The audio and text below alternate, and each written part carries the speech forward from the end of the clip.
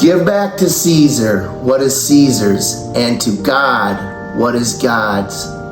Jesus was purchased by the Pharisees from Judas Iscariot for 30 pieces of silver. In the law of Moses, 30 pieces of silver was the cost of a slave. 30 pieces of silver was worth about 4 months, or 120 days' wages. To put things in contrast, Mary, the sister of Martha, poured out a pint of pure nard from an alabaster jar onto Jesus' feet and wiped them with her hair. Judas, of course, had this to say: why wasn't this perfume sold and the money given to the poor? That's John 12, verse 5. Then Jesus said to Judas, let her alone. Against the day of my burying she kept this. For the poor you will always have with you, but you will not always have me. And that's John 12, verses 7 through 8. So Mary poured out on Jesus' feet a year's worth of wages in sweet fragrance. The average year's wage in Jesus' day was 300 drachma. Judas sold Jesus out for 1/10 of a year's pay, 30 drachma, or pieces of silver, for the price of a slave, or the price of the yearly tithe. So, the Lord asked me, what does the tithe do? I said, it keeps the ministry going.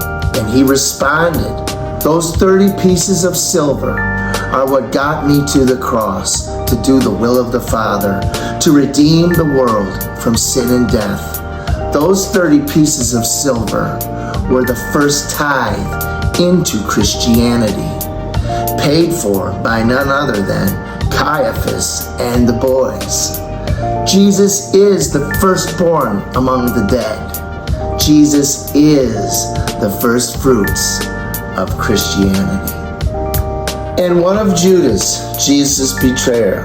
Well, it was written about him hundreds of years earlier by the prophet Zechariah.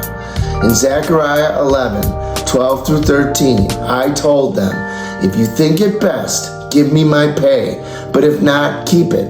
So they paid me 30 pieces of silver, and the Lord said to me, throw it to the potter, the handsome price at which they valued me. So I took the 30 pieces of silver and threw them to the potter at the house of the Lord. When Judas realized that Jesus had been condemned to die, he was filled with remorse and returned the 30 pieces of silver to the chief priests and elders. I have sinned, he said, for I have betrayed innocent blood. Caiaphas and company responded like any corrupt corporate entity would, saying, what is it to us? That's your responsibility. So Judas threw the money into the temple and left. Then he went away and he hanged himself.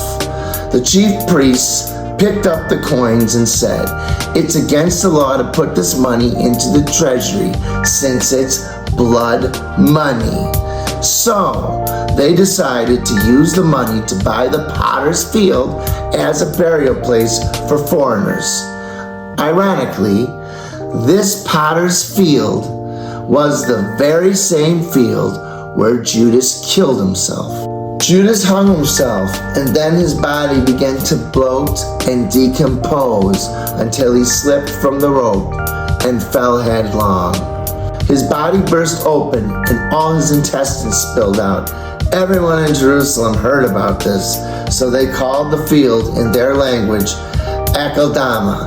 That means field of blood, partly because it was bought with blood money, partly because it became a burial ground, and partly because of Judas's messy ending.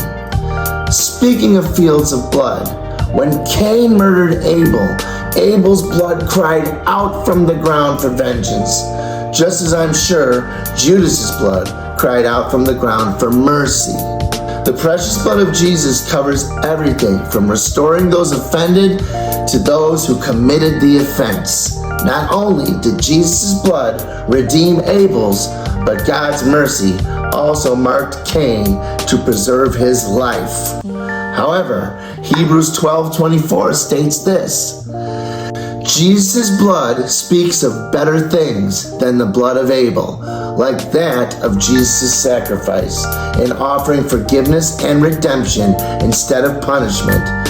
So, not only was the 30 pieces of silver, the first tithe into Christianity, paid for by Caiaphas and the boys, but they bought a potter's field with that blood money. The Bible specifies that the potter's field was for burying strangers, which are those who are social outcasts, are not to be considered part of the Jewish community.